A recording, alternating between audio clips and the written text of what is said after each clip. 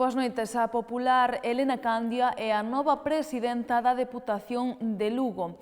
O alcalde de Becerreá, Manuel Martínez, votouse a si mesmo no pleno da investidura e non a Darío Campos, o candidato proposto a última hora polo seu partido, entregándolle así o goberno provincial aos populares. Da actitude de Manuel Martínez falaron hoxe todos, a excepción do propio Martínez, que hoxe non quixo facer declaracións, pero que convocou unha rolda de prensa para mañá.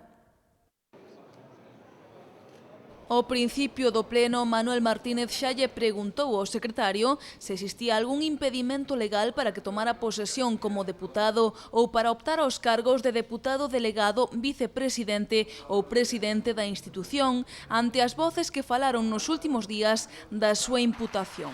O secretario respostoulle que non había ningún impedimento e só así Martínez tomou posesión. Existe algún impedimento legal, administrativo ou decisión judicial que me impida tomar posesión como diputado ou optar aos cargos posteriores de diputado delegado, vicepresidente ou presidente.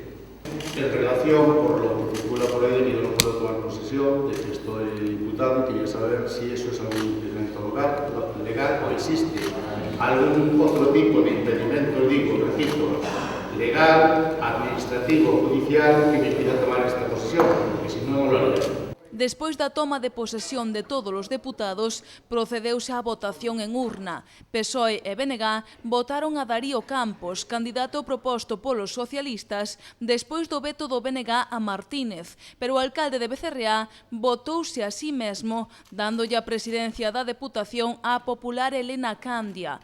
O acto de Martínez recibiu os aplausos dun sector do público ante as caras de desconcerto de algúns cargos do seu partido. Elena Candia xurou o cargo como presidenta da Deputación e pronunciou un discurso no que dixo asumir este mandato con responsabilidade e para que a Deputación mude, tendo en conta sobre todo o acontecido nas últimas horas. Poño en valor a política como mellor maneira de resolver os problemas das persoas, de escoitar e facer, de poñer de acordo e acadar un consenso. Ese é o obxectivo deste goberno os próximos 4 anos. Esquezamos o tempo pasado e levemos adiante esta institución garantindo que será o apoio dos concellos para chegar a todas as persoas que neste momento necesiten. Temos que retomar o diálogo cas demais administracións e recuperar para a Deputación de Lugo a atención ás competencias que lle son propias e que contribúan a que, entre todos, consigamos definitivamente que os cidadáns sexan protagonistas dos próximos 4 anos recollendo o froito que dende o Goberno central e autonómico veñen sembrando para recuperar a economía. Como decía, hoxe temos aquí a máxima expresión da democracia. Asumimos esta responsabilidade cun compromiso con todos e con todas as forzas políticas. E asumimos tamén o compromiso de que a imaxe desta institución mude, especialmente tendo en conta as últimas horas. Ganou a maioría e isto é a democracia. Un erro do secretario da Deputación proclamou a Elena Candia presidenta antes de facer unha segunda volta de votación, o que provocou certo malestar e confusión. Pero na segunda volta non houbo máis sorpresas. Desta vez, o alcalde de Becerreá, Manuel Martínez, votou en branco, dándolle igualmente o goberno provincial ao Partido Popular e a presidencia a Elena Candia. Rematado o pleno, a presidenta da Deputación, a popular Elena Candia, dixo que o ocorrido fora a expresión da democracia. Tamén expresou o seu compromiso para traballar pola provincia. Simplemente o reflexo da democracia. A democracia primeiro nas urnas, que fixeron que o Partido Popular fora a forza máis votada, con 12 deputados, e despois o importante número que temos nesta corporación, que somos a forza tamén máis votada. É a expresión da democracia, con total humildade e asumindo o compromiso ca maior seriedade de traballar por esta provincia. Un pouco esperpéntico, sí. Creo que sorpréndeme que non estivese máis preparado toda vez que as negociacións eran un pouco complicadas, pero en todo caso triunfou a democracia. Si lle son sincera, non. Pero estaba dentro do previsto. Os 12 deputados de 25 tiñan un peso moi importante. Tiveron no seu momento e volveron a ter nesta legislatura. E hoxe máis que nunca temos que recordar iso, que somos o partido máis votado nesta provincia. Permitídeme que teña un grato recordo para os meus compañeiros, tanto destes anos de oposición como os que hoxe toman posesión, que seguro traballaremos á altura do que os cidadáns nos van a requerir. E, por suposto, permitídeme tamén un recordo para a miña familia, que nin hoxe estaba aquí porque é a primeira sorprendida desto.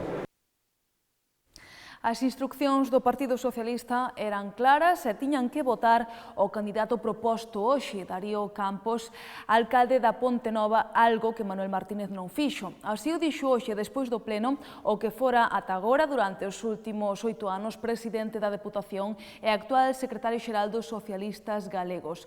José Ramón Gómez Besteiro non quixo falar das posibles medidas que podería tomar o PSOE contra o alcalde de Becerreá. Que a votación foi nun sentido determinado, 12 votos a favor de Darío Campos, unha primeira votación, un voto que tiña o señor Martínez Núñez e 12 votos de Elena Candia.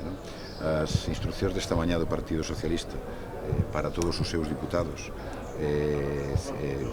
remitidas pola Comisión Federal de Listas era a orden de votar a don Darío Conde. Por tanto, nese sentido, esa era a instrucción que tiñan todos os diputados desta Diputación Provincial. Non foi así, por tanto, a cuestión, a resolución foi o resultado que vostedes viron. Por tanto, creo en ese sentido que o BNG tamén votou a don Darío Campos. En ese sentido, a aposta do Partido Socialista era continuar con un goberno progresista nesta Diputación, ao marxen de non discutir en absoluto a honorabilidade de don Manuel Martínez Núñez. Pero o resultado da votación foi iso, que permite que o Partido Popular acceda a esta Diputación Provincial. Hoxe non creo que sea o momento de facer esa valoración. En todo caso, nos tomaremos as medidas que considere, lóxicamente, o partido neste asunto, pero, bueno, creo que hoxe tampouco nin procede, nin creo que eu deba falar sobre esa cuestión neste momento. As decisións que se toman políticamente, neste caso contrastadas tamén ca Comisión Federal de Listas, son decisións políticas e o cumprimento delas máis alá das cuestións persoais, que eu, como saben, nunca son partidario de entrar nelas, pois deben ser respaldadas por todos os membros do Partido Socialista. Por tanto, nese sentido, non considero que sexa un fracaso personal. De quen decide finalmente que no Partido Socialista é a Comisión Federal de Listas. Por tanto, esa é a última instancia de decisión, con unha vocación política de que, efectivamente, o goberno progresista nesta Diputación non se truncara.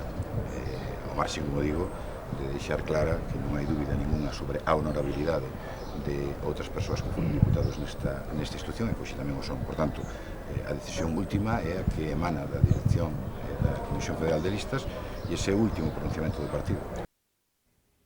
Dende o BNG, Antonio Veiga tamén se referiu ao feito de que Manuel Martínez se votara a si mesmo e dixo que iso é a proba de que non era o mellor candidato á presidencia da Deputación. Isto é o final dun proceso no que o Bloque, desde o primeiro momento, dixo cal iba a ser a súa postura. Desde logo que no Bloque Nacionalista Galego non nos guiamos por personalismos, ou sexa un capricho andar escollendo un candidato ou outro candidato. Todo o mundo sabía cales eran as liñas básicas que poñía o Bloque Nacionalista Galego en riba da mesa. Neste caso, pois agradecemos o xesto do SAE, como se viu, propoñendo outro candidato. Non houbo, desde logo, que o número suficiente de votos, polo tanto, aí algún voto, lóxicamente, se fallou, se votou a si mesmo, e iso indica tamén que non era o mellor candidato para presidente a Diputación unha persona que seguía exclusivamente por personalismos. Agradecer, xa digo, o xesto do Partido Socialista propondo outro candidato e agora pois hai un goberno do Partido Popular donde non ten maioría absoluta. Para nós, lóxicamente, tememos que vai ser un retroceso no avance que se producira neste goberno progresista e nacionalista nos últimos anos. Darío Campos, alcalde da Ponte Nova, proposto no último momento polo Partido Socialista como candidato, dixo despois deste pleno que non lle sorprendeu a actitude de Martínez, pero tamén dixo que non lle garda rencor, pero que Martínez tomou unha decisión persoal que afecta a moita xente, algo que non tivo en conta. Manolo, decinouse un pouco en que ele era o candidato e nos apoiámoslo todos. En ese aspecto non dudábamos de que ele fora o candidato, pero como o Bloque non pacta con imputados, ayer a noite decidiuse buscar outro candidato. Tocoume a min e aquí estou. Hai que aceptar a derrota e felicitar ao ganador, obviamente. Non, porque xa levamos peleado con ele onte, un pouco é unha decisión personal que afecta a moita xente. Iso sí que penso que non o valorou. Dentro das posibilidades que había, intentamos loitar contra ese personalismo e contra esa terquedad, pero non houve maneira de convencelo. Entón, hasta o último momento, nunca se sabe, non? Na última votación foi o último voto o delo que deu a presidencia ao Partido Popular. Nada, eu non lle gardo rencor, obviamente, eu estaba aquí porque o partido me pediu, non tiña interés en político en estar aquí e, seguir traballando, como sempre, para os veciños da Ponte Nova e por de Lugo.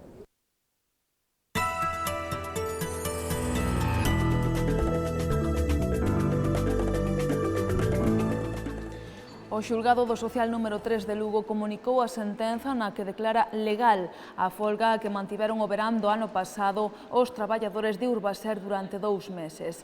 Segundo publica hoxe El Progreso, a xuíza Dalila do Pazo non só rexeita a demanda interposta pola empresa contra o comité de folga, senón que considera que foi a propia Urbaser, coa complicidade do Concello, a que se adicou reiteradamente a vulnerar o dereito á folga dos traballadores. Os lucenses desfrutaron onte das fogueiras de San Xoán. Só en Lugo o Concello autorizou 369 cacharelas. Dende primeira hora da noite, o olor a fume foi o protagonista e os veciños achegáronse ata as fogueiras dos diferentes barrios. Unha das máis animadas foi a da Piringalla, como poden ver nas imaxes, onde se asaron 2 becerros e se serviron 150 kilos de pementos asados, ademais de viño, cervexa e refrescos. Ademais, a festa estivo amenizada pola música de orquestras.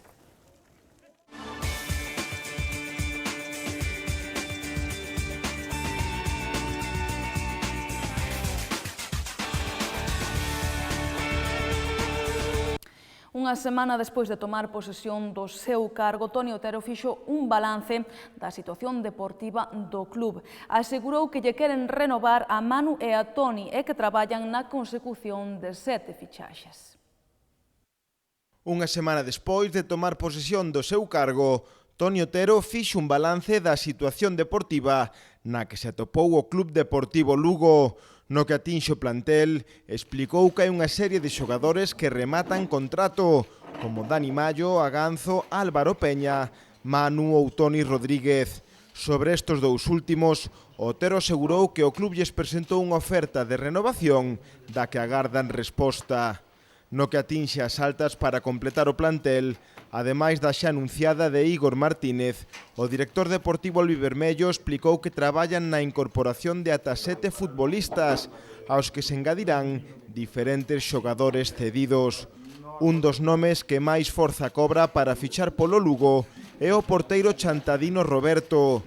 Sobre el, Otero asegurou que sería unha gran fichaxe e sen marchar da portería, tamén dixo que traballan na rescisión do contrato de Serantes, asinado o pasado verán e que esta temporada xogou cedido no Leganés. Dos rapaces da canteira, Toni Otero fixo especial fincapé en Pedrosa. O dianteiro xuvenil seguirá no Club Deportivo Lugo, pero aínda non se sabe ben se será xogador do primeiro plantel ou do filial. E para potenciar esta canteira que os xogadores collan experiencia, Toni Otero comentou que antes do 30 de xuño agardan pechar a creación do devandito equipo filial.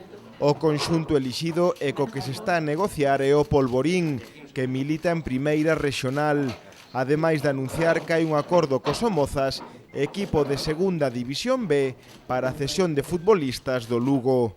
E no que atinxe os máis pequenos do club, Otero explicou que queren mellorar todas as instalacións.